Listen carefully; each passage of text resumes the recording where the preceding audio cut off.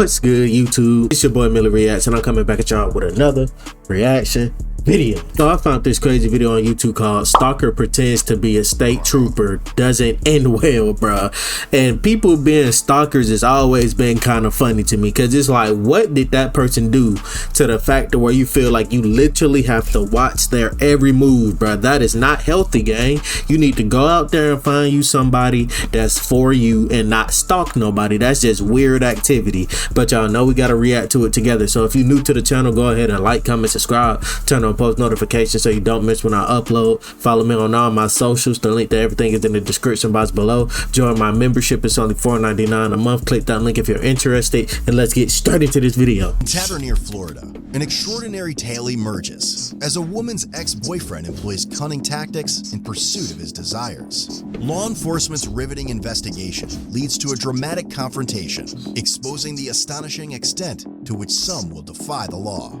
In early March 2022, a female reported her ex-boyfriend was violating a restraining order that forbade him from making. Then she already got a restraining order on you too, gang. You're cooked. Any contact with her in Tavernier, Florida. The ex-boyfriend was identified as a 36-year-old named Claude. The female victim stated Claude was served with a final judgment for protection against domestic violence in January 2022, prohibiting Claude from contacting her, either directly or indirectly. Since the restraining order was served, an investigation revealed that he had been disregarding it by making numerous calls, sending texts, and mailing. That is scary, bro. I'm not gonna even cap. For my female supporters, bro, do not mess with folks like Claude, bro. All that toxic and all that extra stuff, no. Stalkers is a no-go, bro. USB devices containing messages to the female. Additionally, he was using a phone application that altered the display number, effectively concealing his true identity when making contact. After some time, the female victim reached out to the Monroe County Sheriff's Office and submitted a collection of mails, voice recordings, and videos that demonstrated Claude's continuous attempts to contact her. It's over, Claude. Depicted him trying to persuade the female to withdraw the restraining order against him. Notably, in one of the calls, Claude went to the extent of using a robot voice in an effort to conceal his identity. Use AI. However, that didn't quite work. In late March 2022, the Sheriff's Office dispatch received a call on its non-emergency line from an individual claiming to be an off-duty New York State Trooper who reported a possibly intoxicated driver driving recklessly. Sheriff's Office, this is Ashley. I'm a state trooper from another state. I'm reporting a drunk driver driving northbound on overseas highway. Like, this person's very drunk. Okay. Like, give me the description of the vehicle. It's a white truck. Do you know what white truck. What make? I'm trying to stay away, but this person's really drunk. It's a white Toyota. And what are they doing? Just failure to maintain lane? Yeah, they're swerving everywhere. Okay. What's your last name? Tony. And your first name? Zachary. Yeah, I'm still behind it, and they're swerving really bad. I'm not even kidding. All right. You got a cop over here? There's somebody else dispatching that information out. Okay. Yeah, she's wicked. I'm telling you right now, this person is wicked drunk. Oh my God. While the alleged drunk driver was passing deputies on routine patrol, they noticed the reported vehicle being closely followed by a white vehicle, which then pulled over to the shoulder. Bro, following the ex-girlfriend and you drinking and driving with it too, bro. This is literally like Unhinged, bro. If y'all seen that movie Unhinged where bro Russell Crowe was chasing that lady, bro, crazy work. Afterward, Claude emerged from the driver's seat and dashed towards the deputy's patrol car. He made the claim that his ex-girlfriend was driving while intoxicated. No, you are. Asked the deputies not to inform her about his call or conversation with them. Deputies soon conducted a traffic stop on Claude's ex-girlfriend and had her undergo standardized field sobriety tests.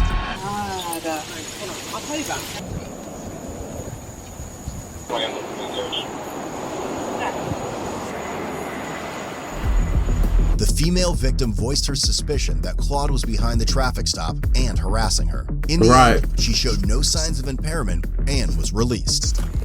Ma'am, you can put your foot down and go back to your truck. We'll get you out of here in just a second, okay? We had an off-duty law enforcement officer call you in. That's why we had stopped you, okay? Yeah. An off-duty law enforcement officer observed the violations, which is why we stopped to check on you. Okay, so I understand, I guess, a little bit if you're on your phone, but you have to understand maybe we thought you were impaired. I totally get it. And we really do appreciate your cooperation. I get it. I totally get it. She's fine. Do we have anything else, or can I release her? Yeah, she's good. I know she was. She's... Thereafter, a sergeant with the sheriff's office spoke with Claude by phone. Upon being asked what agency he worked for, he stated he had another call. Not asking that before y'all took his word is crazy, bro. And hung up. Given the gravity of the incident, the sheriff's office conducted a thorough investigation. Detectives managed to trace the phone number used to make the fake DUI report, only to find that it belonged to a phone application designed to block the user's display number, ensuring anonymous calls. Despite this obstacle, the detectives persisted in their investigation. In due course, the detectives successfully acquired records from the phone application company, revealing the 911 call made from Claude's account with the company. Furthermore, they reached out to the New York State Police and confirmed that there was no trooper by the false name originally provided by Claude. Claude was then contacted again by the sheriff's office, where he provided several excuses for the audio recordings of him, such as the female victim stealing his therapy folder from his bedroom, which contained audio recordings of him. When asked if the original file would be on his computer, he said he had deleted it. They explained to him that the evidence does not support his claim, and that he may have gone too far trying to get the restraining order dropped.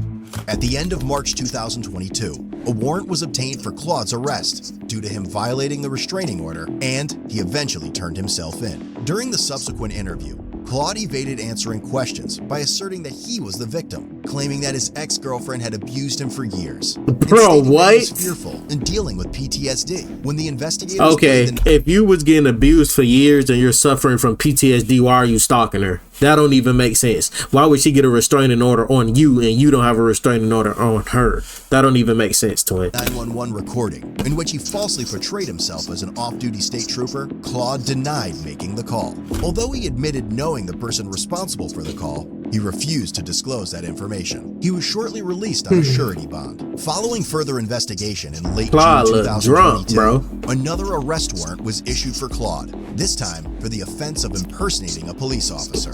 On July 11th, 2022, Claude reached out to the sheriff's office and arranged to meet at a designated location in order to turn himself in on the warrant. The return says warrant for impersonating an official, and then also a possession order.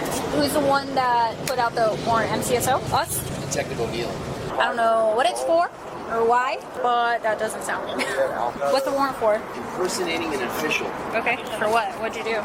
My cousin and I called the cops on her for following me, stalking me out. Bro, you were stalking her, bro. Stop saying that. Drunk, and they came and let her go, drunk, and literally escorted her into her building. So how does that fall into you impersonating an official? Because my cousin called, my whole entire family's cops, right? Like literally everybody but me. My cousin was with me in the car on vacation. This is how it went down. I was driving, pull out of the Big Chill every day like clockwork. You can bet your ass she's gonna know where I am. In fact, she tells O'Neill where I am, finds me at my job, and then tells him, and then he comes to talk to me. And I've been on my best behavior. I pull out, she cuts me off, and probably so drunk didn't even know it was me. Drives into the mangroves, and then back onto the highway, and she's an alcoholic. Without crashing? Dude, she is a complete alcoholic, but like without crashing, swerving, you know, driving like off the side of the road. So my cousin's like, dude, call. Why would you not call? She's called the cops like 80 times when she's trying to steal your house. I said, bro, you're a cop. Where does he work? New York. He calls, didn't give his real name. Okay. Swear to God, he's 26 years old. And she says, well, that's just my ex calling. So I got arrested for that because O'Neill said that it was me on the phone. Did it come from his phone or your phone? It came from a different phone, but O'Neill has my phone calling his phone, calling. That don't even make sense. He retrieved my phone records. So he has something, but he doesn't have like proof that it's my voice. It's not. So what you're saying is it was your phone, but without you actually being on the line.